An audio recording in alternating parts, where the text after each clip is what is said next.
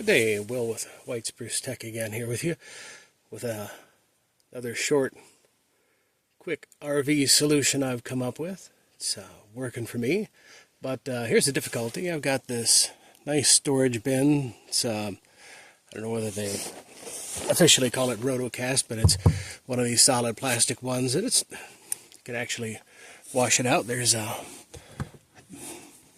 drain at the bottom you could take off. Motion sensor light and everything. Boy, it's all pretty nice. It actually is really nice as well because you have access to your Lippert slide mechanics here. So if something goes wrong, you can get right to it. So that's kind of handy. It's not really protected well, but I can deal with that. And I appreciate the access better than having to unscrew panels and stuff if you have to do things like reset this breaker in the back. But in any case, the only real difficulty with that is that this is also the tub or the storage spot where I keep my sewage hose. And beyond that,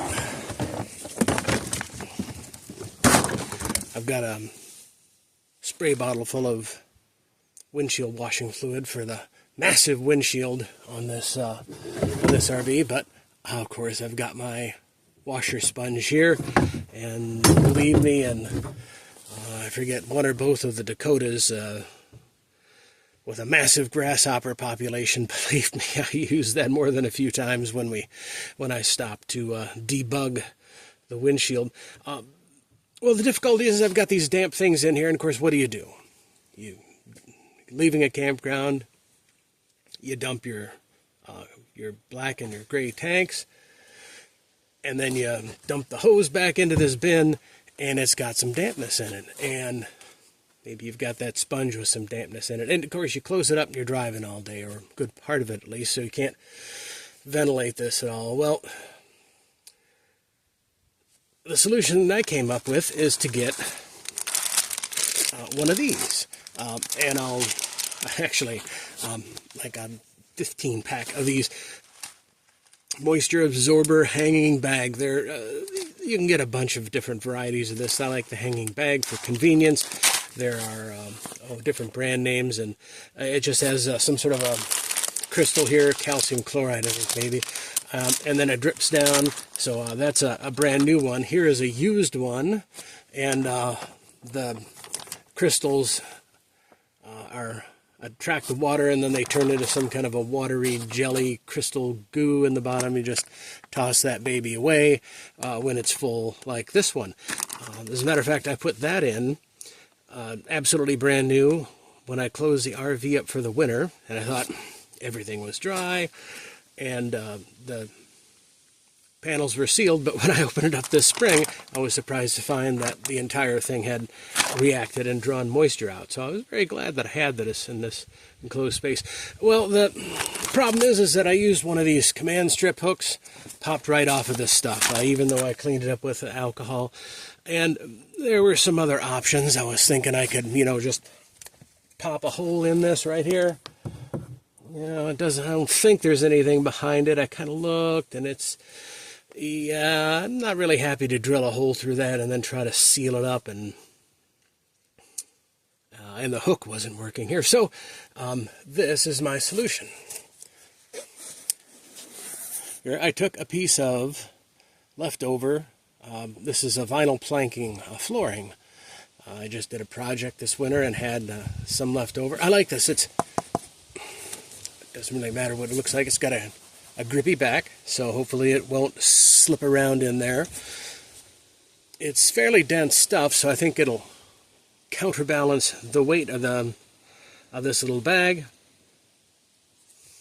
And let me just do a quick installation here. It's a fairly long piece. You can see me feed it right back up in here. And this is a pass-through area, so there you go. Now I've got that in place. I don't think it'll rattle around too awful much as I'm going down the road. And grab my new moisture wicking bag here.